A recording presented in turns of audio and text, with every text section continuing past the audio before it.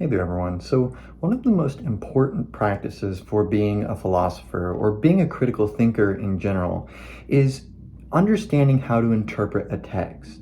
And this is the job of literary criticism, or hermeneutics is kind of a variation of this. But literary criticism is concerned with figuring out what does a text mean. And not only that, but how do we find that meaning using consistent yet flexible rules? Because if you want to be, a good thinker, you have to be able to summarize what another thinker is saying. You have to stand on the shoulders of giants. And you have to be able to articulate what that thinker meant by what they say. And it's very easy to provide misreadings or to generally mischaracterize what someone is saying, oftentimes because it's easy to interpolate in one's own meanings when they are not necessary, when they are not implied. And as such, especially if one wants to be an academic, but just in general, if you want to be an honest thinker who engages with people on their terms instead of your own, it is critical that one is steeped in literary criticism and is able to understand some of the ways that we can understand what does a text mean.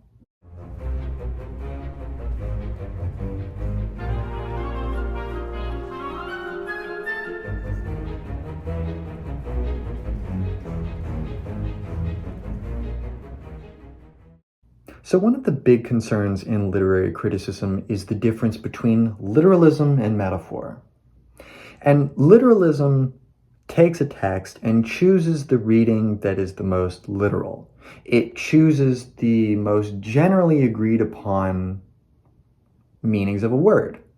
So if I say ball, for example, you're going to assume I'm talking about, like a baseball. But technically, a ball is also a dance, right? I go to the ball with a loved one or a friend or a significant other. And of course, the latter of these two words, especially today, is not very commonly used. So we're not going to assume that the word ball means the latter meaning since it's so rarely used. So we tend to use this as a general axiom when we engage with each other, when we exchange information, by assuming the meaning that is the most commonly attributed to that word, phrase, statement, or idea. But of course, this isn't always the best way to go about reading. This can lead to a very mechanistic way of understanding texts in a way that is oftentimes unnecessarily unnuanced. It leads to a reading of the text that may be unwilling to go deeper and see what meaning lies in the text. And this is part of the balancing game of literary criticism, is looking at what a text says in its most overt manner and being able to look out for the little subtleties that an author puts into the text that might make us lean more towards, for example, a metaphor. And a metaphor is kind of going to be a deeper understanding, not to bestow a value judgment on the word deeper, but a deeper understanding of a phrase that may imply that the text or statement doesn't mean exactly the literal words that are there. Because of course, there are multiple, meanings to a word, like I talked about with ball, and there are multiple contexts in which you use the word, which is going to subtly change the connotations of the word, the way you can interpret the word. In some cases and environments, you might be more stringently bound to a more literal interpretation, such as in a court of law. Whereas if you're in like a philosophy club, you might be bound to a little bit more of a varied, fluid understanding of the meaning of certain words. But it may be also the case that in something like a philosophical setting, you have even more reason to try to tie down more agreed upon definitions of what a word means, since it's so easy to get bogged down in semantics. And semantics is important because you want to honestly engage in all the difference that a word can have in terms of its nuanced meanings. But you can do this unnecessarily to the point where it becomes pedantic, and then you're doing semantics, right? And then it has a negative connotation. And one of the instances that you can see of this, where the literalism versus metaphor can turn into a bit of semantics and can be a little bit ad hoc, is, for example, the understanding of six-day creation in Genesis in the Bible. So the Bible in Genesis, in the first book, talks about the creation of the world and says that it happened in 6 days and then God rested on the seventh day. And as certain scientific data has come to light, we've discovered that, in fact, the timeline that the 6-day creation would seem to give us, a existence of the earth maybe being 6,000 years old, is not correct. That, in fact, the earth is several millions of years old, the entire universe being about 13.8 billion years old.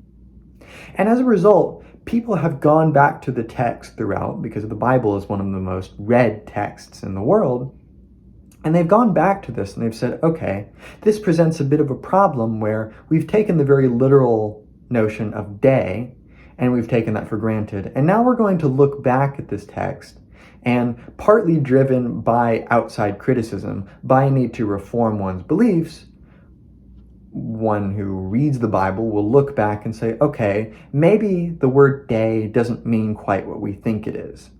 Maybe the Genesis account as a whole is a sort of metaphor for embodying some of the themes that kind of frame our existence.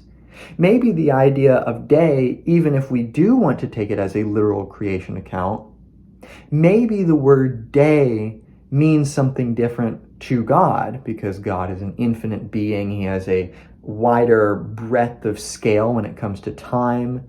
And as such, a lot of modern biblical readers have said that, well, in fact, that day is not a human day, a 24-hour day, but it is God's version of the day.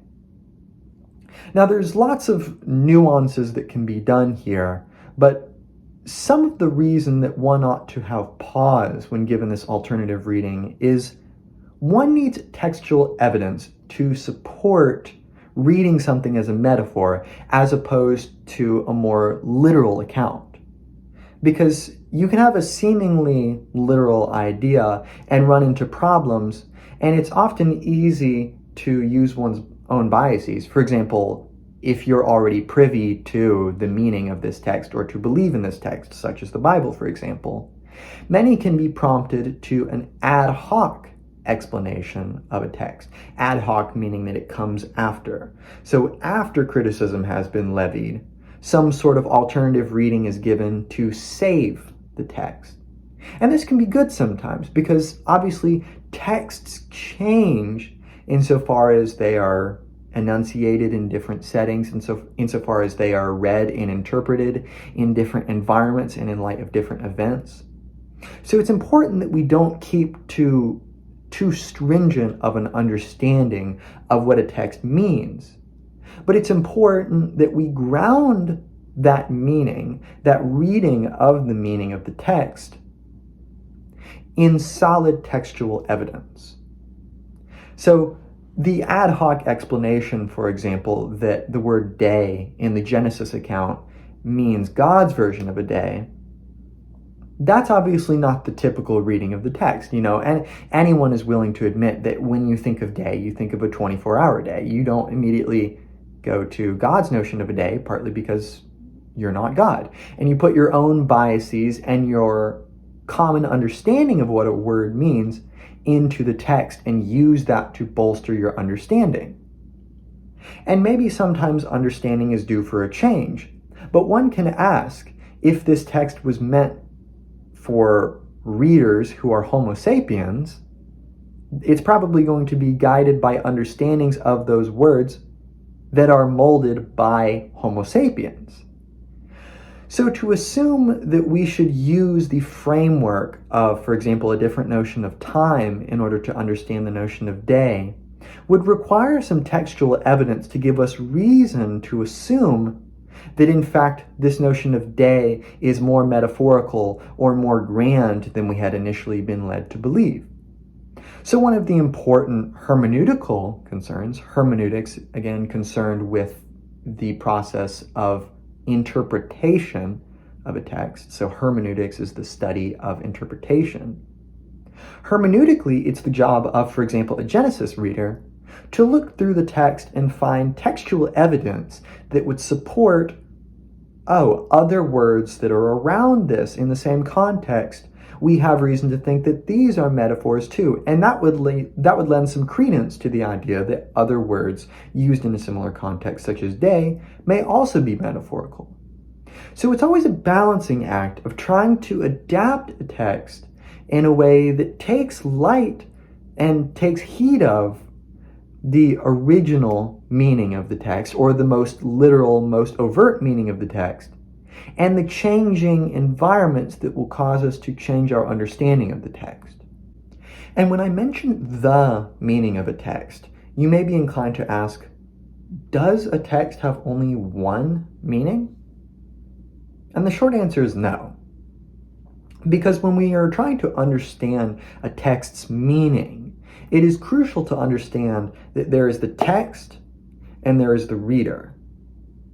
And the text doesn't exist outside of this dialectic with the reader.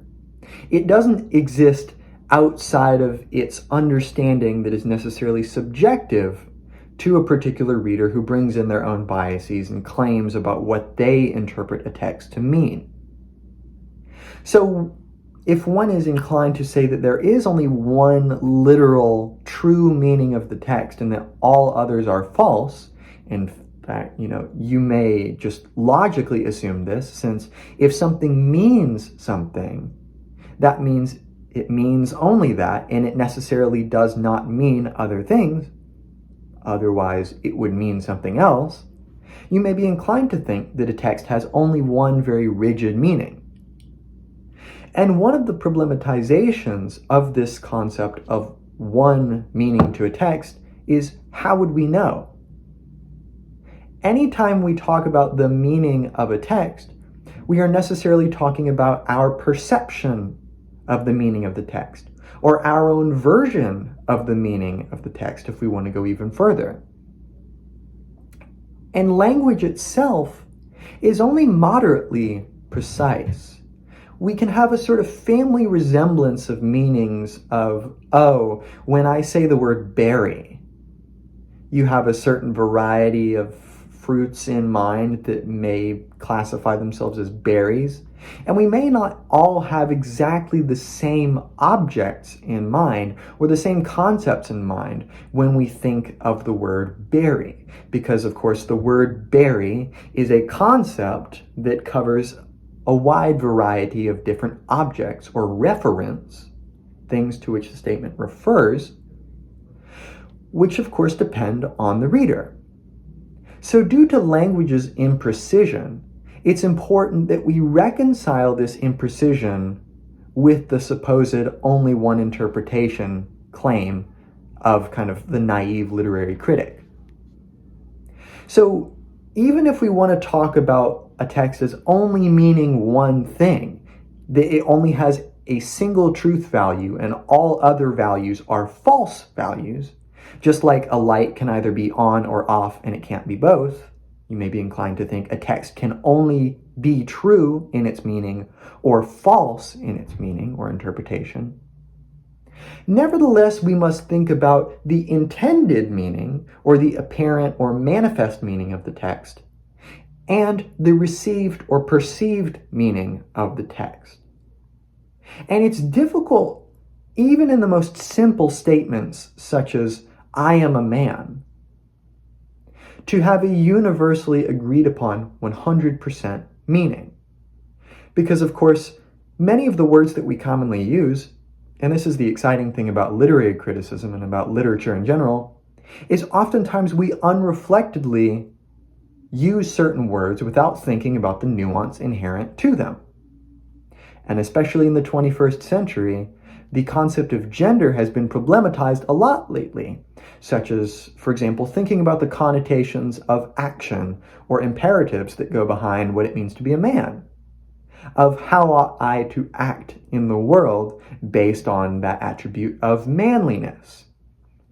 And of course, just like all other language, that's subject to interpretation, subject to how have you been brought up to think about the meanings of certain words. And as such, even with a very simple definition of the statement, I am a man, there's a little bit of wiggle room here, such that even if we want to say that statement means something, and that meaning is transported to the listener or reader, it's not so clear we could ever get to a 100% meaning. And this shouldn't deter us from reading texts at all. It should just give us some epistemic humility. Epistemology is the study of knowledge. So it should give us some humility to say that, well, even if it is logically the case that something must mean one thing and not another, and that these meanings can't contradict each other, that it can't mean two opposite things at the same time and in the same respect, nevertheless, we can only get a sort of family resemblance, a sort of approximation of this intended or latent or overt meaning of a text. Now, the way that different people read a text is very important, and it can be some of the most fruitful dialogue to have with someone else when it's centered around the reading of a text, where you get all these personal biases that come in, all these different life experiences, which congeal in the setting of a literary discourse.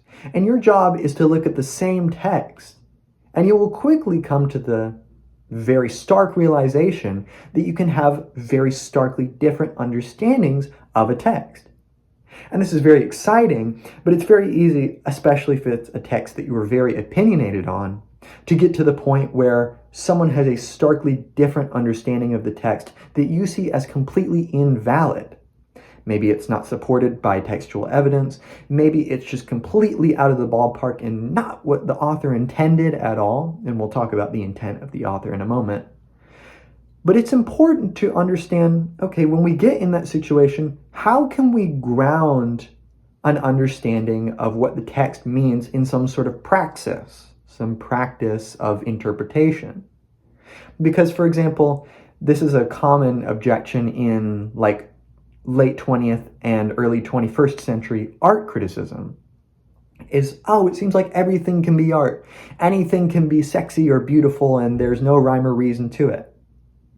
And this is the most pertinent moment for any critic of any art style of any kind, is to be able to have some sort of rough praxis. It doesn't have to be perfect, but it has to have some parameters by which you can give an interpretation of the text, of the piece of artwork, of the piece of music, and you can equally give those axioms to someone else, or those understandings of praxis to someone else, and they can use that same kind of matrix in order to give their own interpretation of the text. And you can have some agreed upon assumptions that go into interpreting a text that will allow you to stay grounded and not just go into la-la land real quick. And one of these axioms or assumptions or presumptions behind literary criticism is that we generally consider the meaning, or the meaning that is more approximate to what we could call the meaning, to be the one that is the most overt, the one that is the most apparent, meaning it's supported by the rest of the text, by the environment around it, it's contextualized with textual evidence. This is what we will typically consider to be the meaning of a text. So if I say, I am a man, you could, of course, point out any little part of this phrase. I have a friend who is particularly upset about being words. The I am. That if I am a man, I can be nothing other than I am right now. And kind of taking a Parmenides style argument, I can never change. I can only be that which I am, and I cannot be that which I am not. And thus there's no way for me to change. And so he just hates being words. So he'll point out that particularly, and go on a little semantic rant about what are the problems with being words, should we even use being words? But you can take you can take all these different readings of all these different words.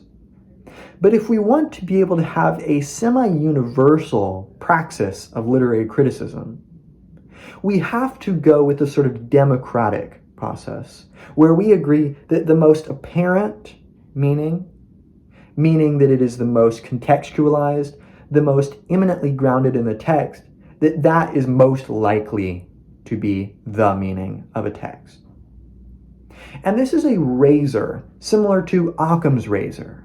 And Occam's razor says that if you have two explanations for a phenomenon, the one that requires less assumptions is the one that you should assume is correct, and you should get rid of the one that provides more assumptions.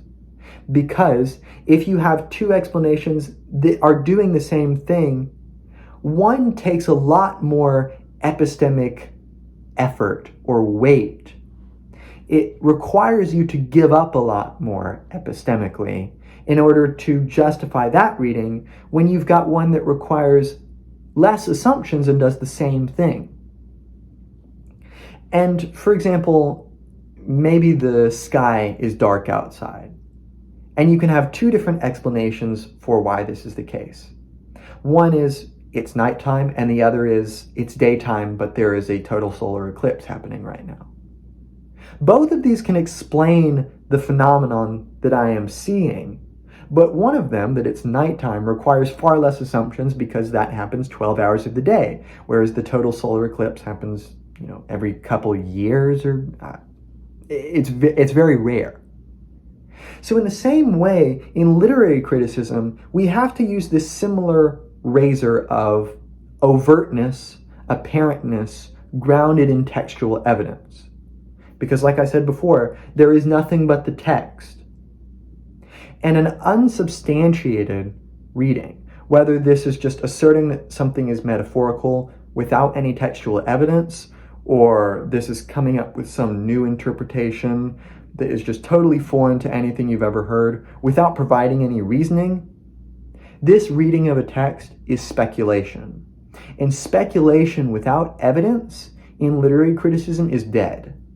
Because it's just your opinion on the text without grounding that in some sort of replicatable praxis for thinking about how we read a text. So, of course, it's the case that sometimes it might be more useful to not go for the most apparent reading of a text. And this is the phenomenon of esotericism. Esotericism is a very broad movement philosophically and literarily, but esoteric, for example, Sufism is considered an esoteric version of Islam.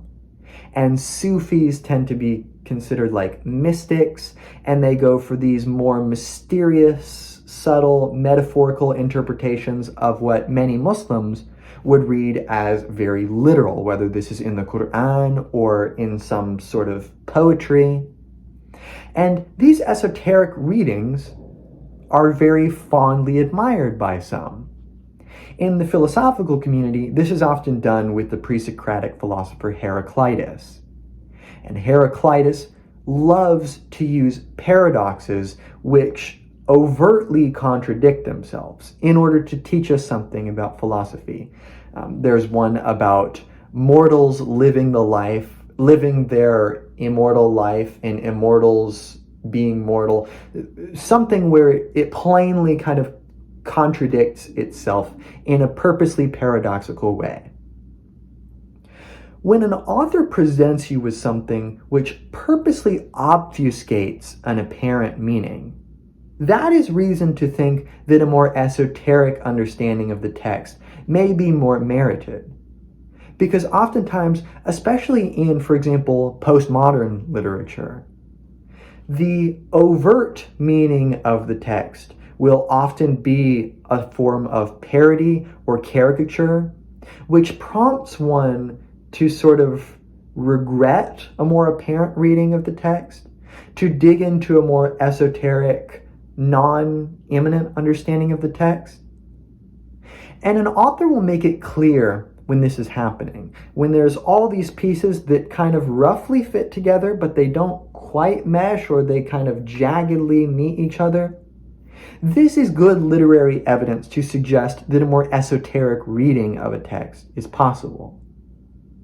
But esotericism has the unfortunate consequence of being self-defeating if taken to an extreme.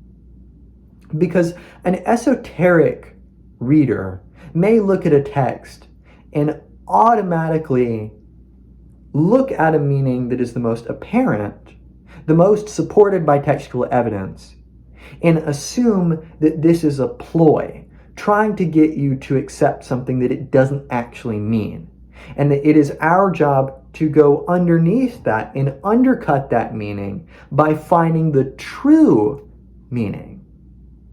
But the problem with this assumption, and there are varying degrees to which readers will do this, is that anytime you get to a more fundamental reading of the text, you can ask, well, what if this too is a ploy keeping me from understanding the more meta aspect of this text?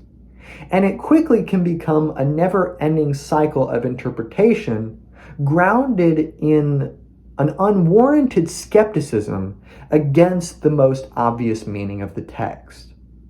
And as such, it's important that one is graciously skeptical to a text without being 100% skeptical to the notion that a meaning can be supported by the text and can be latched onto with general certainty. And the last concern of ours is, to what extent should we keep in mind the author's intentions, whether this is the intentions in their subjective experience surrounding the creation of the text, whether this is what we see to be their intention of what the text ought to mean. These are important things to keep in mind, and this is why a lot of literary scholars or philosophers or really any academic will also necessarily have to have a historical understanding of the composer of some text, the author of some sort of piece of information, in order to take into account the environment that is giving them or guiding them to a certain usage of language. This is often important for very idiomatic thinkers that like to use language in very peculiar ways that maybe aren't what we're most privy to using. For example, in Heraclitus's work, the logos is a word that is famously contentious. In Hegel, Geist is slightly contentious insofar as it can be translated as spirit into English, but even that is a bit disingenuous. And as such, there's always this constant, if you're reading Hegel, you need to have a nuanced understanding of the word Geist. You need to look at all of his writings. You need to try to synthesize a compelling yet nuanced and flexible understanding of Geist.